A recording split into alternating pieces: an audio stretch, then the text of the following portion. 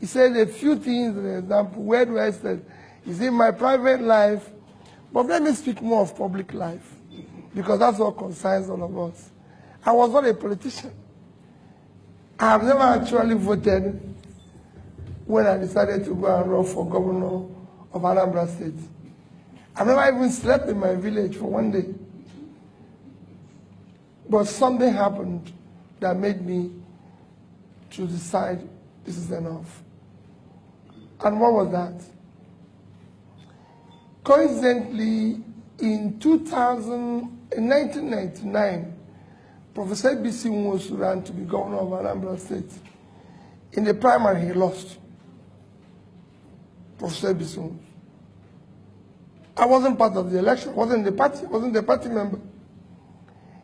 In 2001, they found out that the governor then wasn't doing what is expected, and a group of people approached him and say, you plan to contest in 2003. Professor B.C. Nwosu turned to the group and said, I'm going to be 60 in 2003. Nobody, no 60-year-old can govern Anambra State. It's a very difficult state. You need a young man between 40 and 45 who is successful on his own, who can be able to battle all the problems. And he was asked, this happened in December 2001, and he was asked, as Professor B.C. Nwosu, actually December 2000, not 2001, sorry, that he should give them somebody. Eventually, they ended up 3 names that they can approach to do the job. I didn't know all this discussion. It was later that I knew. I was just in a bank, as Fidelity Bank, which is mentioned now. ABC was Minister of Health, and he invited me for a dinner. For me as a bank, I'm going to look for deposit. So I went to dinner. We finished talking. We never mentioned politics. We talked generally about Nigeria, my ideas about Nigeria and everything. And finished dinner, I left for Lagos. He didn't tell me about politics. But in April, the people went back to him. He told them, I have 3 candidates. 1, P2B, 2, P2B, 3, P2B. Go and look for him. The people came from his office to my office and talked about politics. And I told them I used the word, over my dead body. At 40, I was chairman of the bank. I was the highest investor in the bank.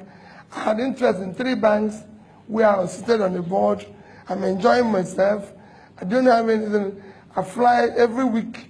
I go to London and come back first class. So what is this man talking? Go and get involved with this madness. That year, I had always done courses in various schools.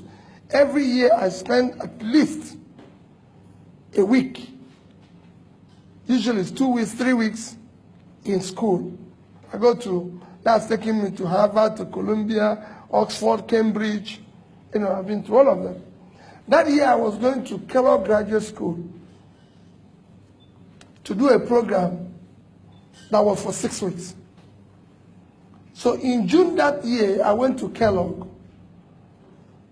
The man who founded Kellogg Graduate School, Professor Dean Jacob, it was his last year. He founded the school in 1957. 2001 was the last year he taught and retired. And he took us on what they call global economy. After 1 month of being in this class, this man never mentioned anything about Africa. A day before he concluded the lecture, everybody in Chicago the hall was full of top business leaders. A day before that, the final day, when he finished, I raised my hand and said, you never said anything about Africa. He said, you want to know about Africa? I said, yes. I paid $40,000 for this course. And nothing was mentioned about the continent that came. He said, I'll tell you about Africa tomorrow. The next day, which was his last day, he finished and said, you want to know about Africa? It's important I tell you this story. I said, yes. He said, there's nothing called African economy. He said, nobody plans with Africa. I was so, you can imagine how I feel. He turned to me and said, Peter, can you give me 10, 20-year plan of your country? You know, the hall was full. I was courageous enough. I said, yes. Even when I know there was not even tomorrow. Next one for 1 month. I said, yes. He said that you can only do that when you have countries. If you have America, they have 10-year plan, 20-year plan, 30-year plan. You don't see it in African countries. I said it's in my country. When I know it wasn't there. Because see, have I ever seen any car manufacturer talking about African specification?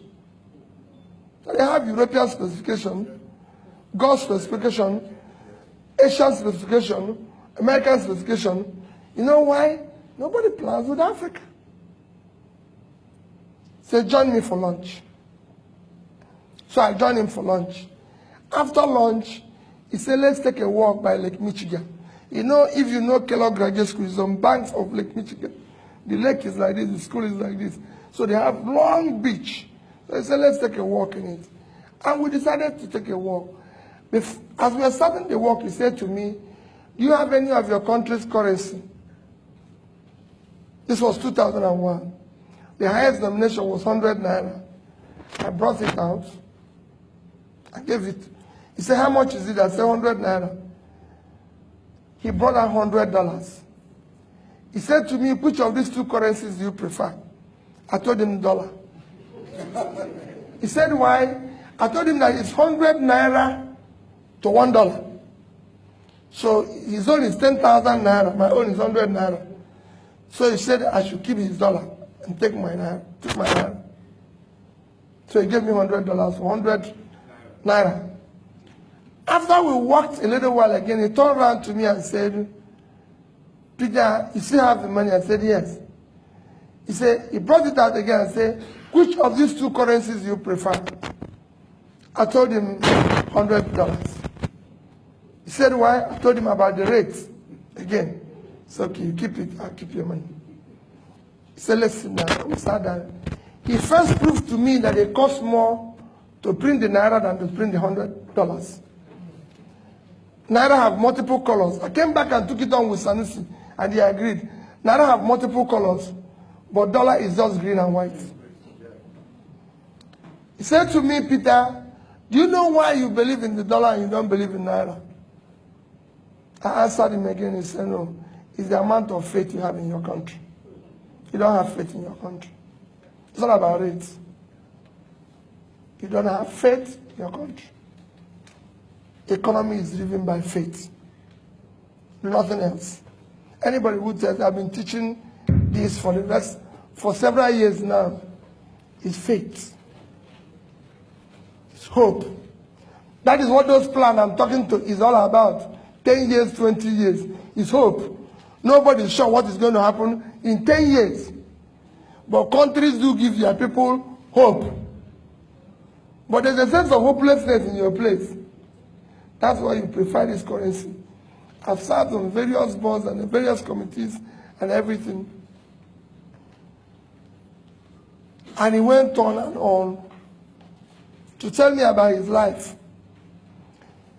And he convinced me that Japanese people keep their money in yen, not the rates. Chinese in Chinese yuan. Malaysians in Malaysian ringgit. Singapore in Singaporean dollars. He went on, then there was no euro. He told me Italians, which their rate was worse, keeping Italian real. Germans in marks, everybody in this. But the Africans don't keep it because they don't have faith in their continent. So they give it to the dollar and make the dollar stronger. Because they prefer to put their money here and build in America. Now he is a lecturer. He drives S-Class. The wife is the lecturer, he drives the Lexus. The daughter is the lecturer, he drives the Lexus. The lecturers in your place don't drive such cars, they don't live such life. And I said to me, can I ask you for a favor?